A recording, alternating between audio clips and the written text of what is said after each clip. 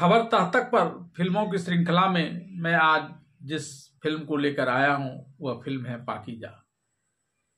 यह फिल्म भारतीय फिल्म के इतिहास में एक मील का पत्थर है और इसने न सिर्फ कई कीर्तिमान अपने नाम किए, कई फिल्म पुरस्कार जीते, चाहे वो सर्वश्रेष्ठ अभिनेत्री का पुरस्कार हो, चाहे सर्वश्रेष्ठ पार्श्व गायिका का पुरस्कार हो, चाहे सर्वश्रेष्ठ फिल्म का पुरस्कार हो। ये सारे पुरस्कार इस फिल्म को ही गए थे। मीना कुमारी को जहां इस फिल्म के लिए सर्वश्रेष्ठ अभिनेत्री का रोल मिला था, वहीं पार्श्व गायिका के लिए लता मंगेशकर को सर्वश्रेष्ठ गायिका का उस वर्ष का पुरस्कार दिया गया था और सर्वश्रेष्ठ फिल्म के लिए कमाल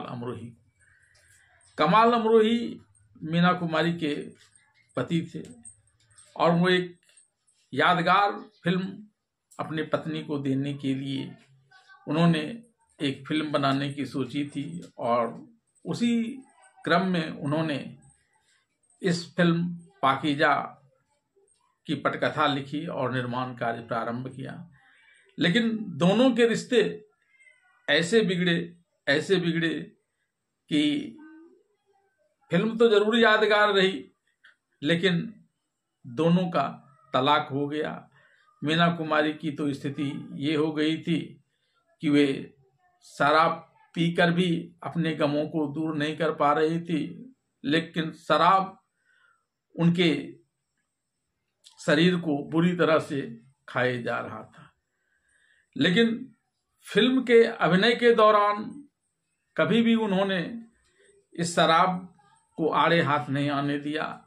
नशे में धुत भी वो फिल्म के सेट पर जाती तो भी अपने अभिनय से फिल्म में जान ला देती थी और लगता था कि इस फिल्म की कहानी उनकी जिंदगानी ही एक तरह से हो। और इस फिल्म में मीना कुमारी ने जहां एक तवायक के रूप में उनकी पीड़ा को तो उजागर किया ही, समाज के दुष्चक्र को भी उजागर किया और उनके साथ इस फिल्म में राजकुमार और अशोक कुमार, इन दोनों की भी भूमिका बहुत महत्वपूर्ण रही थी।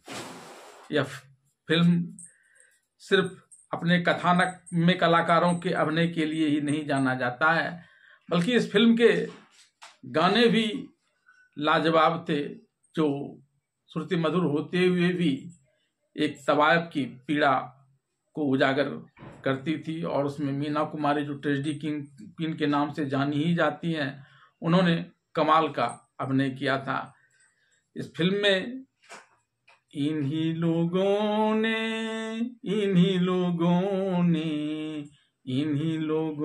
ले ली ना दुपट्टा मेरा, हो जी हो दुपट्टा मेरा, सारी राह चलते चलते यूं ही कोई मिल गया था, सारी राह चलते चलते। इन दोनों गानों को आज भी लोग सुनते हैं तो उस समय की पीड़ा और मीना कुमारी के अभिनय का लोगों को याद आ जाता है। जिन्होंने फिल्म नहीं भी देखी हो उन्हें भी यह गाना झकझोर देता है। आइए जानते हैं फिल्म पाकीज़ा की क्या है कहानी। फिल्म पाकीज़ा की कहानी नरगिस, जिसकी भूमिका मीना कुमारी ने निभाई है और वह मुस्लिम इलाके में रहने वाली एक तवायफ है, उसकी और उसकी बेटी, जिसकी भूमिका भी मीना कुमारी ने ही निभाई है, उसके चारों तरफ घूमती हैं। वह शहाबुद्दीन, जिसकी भूमिका अशोक कुमार ने निभाई है, उससे शादी करने का सपना देखती है, लेकिन शहाबुद्दीन के परिवार के मुखिया हकीम साहब उनके रिश्ते का कड़ा विरोध करते हैं, क्योंकि उन्हें एक तवायफ का अपने सम्मानित परिवार में बहू के रूप में स्वागत करना स्वीकार नहीं है। निराश होकर नरगिस पास के कब्रिस्तान में भाग जाती है और वहीं रहती है। मरने से पहले वह एक बेटी को जन्म देती है। अपनी मृत्युशैया पर नरगिस शहाबुद्दीन को एक पत्र लिखती है, जिसमें उसे अपनी नवजात बेटी को लेने आने के लिए कहती है। जब नरगिस की बहन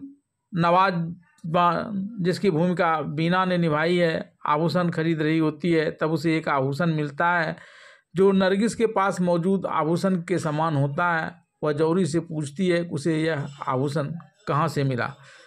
जब कई सालों बाद नरगिस का सामान बिक जाता है तो एक आदमी नरगिस को पत्र पाता है और वह उस पत्र को शहाबुद्दीन तक पहुंचा देता है।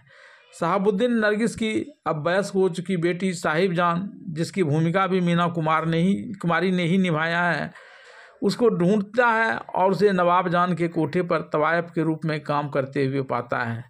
हालांकि नवाब जान नहीं चाहती है कि वह साहिब जान को ले जाए, इसलिए वह अपनी भतीजी साहिब जान के साथ दूसरे शहर भाग जाती है। ट्रेन से यात्रा करते समय एक युवक साहिब जान के डिब्बे में प्रवेश करता है और उसे सोता हुआ देखता है। उसकी सुंदरता से प्रभावित होकर वह उसके लिए एक नोट छोड़ जाता है। अपने गंतव्य पर पहुंचने के बाद साहिब जान जाग जाती है और उस नोट को पाती है। वह इसे पढ़ती है और इस नोट के लेखक से प्यार करने लगती है। नवाब नामक एक वेश्यालय संरक्षक साहिब जान को अपना बनाना चाहता है और उसे एक रात के लिए अपनी नाव पर ले जाता है। हालांकि नाव पर हाथियों द्वारा हमला कर दिया जाता है, जिससे साहिब जान तेज नदी में बह जाती है। उसे वन का रेंजर सलीम, जिसकी भूमिका राज कपूर ने निभाई है, कि नदी के किनारे वाले तंबू में ले जाया जाता है। साहिब जान सलीम की डायरी पढ़ती है और उससे उसे पता चलता है कि यह वही शख्स है जिसने ट्रेन में उसके लिए एक नोट छोड़ा था। साहिब जान उसे अपने पेशे के बारे में बताने से बचने के लिए सब कुछ भूलने का नाटक करती है। सूर्यास्त से पहले नवाब जान साहिब जान को ढूंढ लेती है और उसे वापस वेश्यालय ले जाती है। साहिब जान सलीम के बारे में सोचती रहती है और वेश्यालय से भाग जाती है। वह रेलवे लाइन के किनारे भागती है और उसका घाघरा वहीं फंस जाता है। तब एक आती हुई ट्रेन को देखकर साहिब जान घबरा जाती है, लड़खड़ा जाती है और बेहोश हो जाती है, लेकिन ट्रेन उससे धक्का देने से पहले ही रुक जाती है और लोग उसकी मदद करने के लिए आते हैं। इन लोगों में सबसे आगे वह सलीम भी है, जिसने उसे वह नोट दिया था। वह उसे अपने घर ले जाता है। सलीम और साहिब जान शांतिपूर्वक रहने के लिए भाग जाने की योजना बनाते हैं, लेकिन उसका पेशा उसे योजना पर शक कराता है। जब सलीम उससे शादी करने का वादा करता है तो सलीम के इज्जत की खातिर वह मना कर देती है और वेश्यालय लौटने का फैसला लेती है। साहिब जान के इस कदम से सलीम का दिल बुरी तरह से टूट जाता है। इसके बाद सलीम अंततः टूटे दिल से अपने परिवार के आग्रह पर किसी और से शादी करने का फैसला करता है और साहिब जान को अपनी शादी में मुजरा करने के लिए आमंत्रित करता है।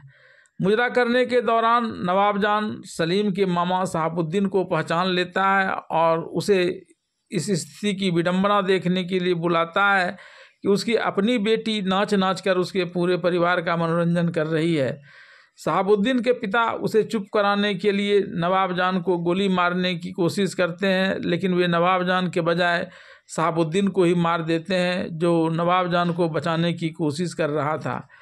अपनी अंतिम सांस में शहाबुद्दीन सलीम से साहिब जान से ही शादी करने के लिए कहता है और इस तरह एक तरफ सलीम की डोली उठती है और दूसरी तरफ शहाबुद्दीन की अर्थी का जनाजा उठता है और यह फिल्म समाप्त हो जाती है।